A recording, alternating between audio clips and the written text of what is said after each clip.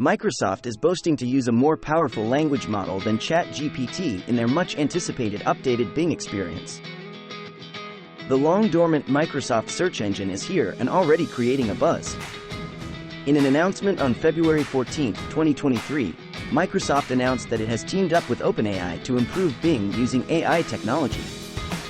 This version will include powerful signal-based content modeling. This should enhance the search function considerably.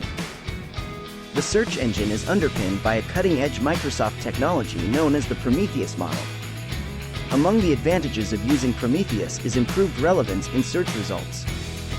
According to Microsoft, the model will make Bing safer and faster.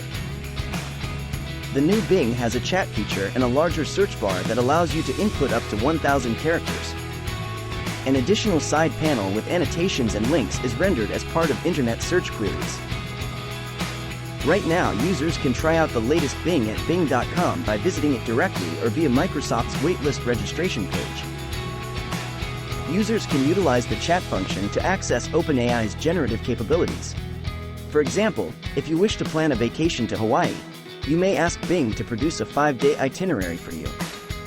The search engine will include links to accommodations, flights, and other activities on the islands in its response.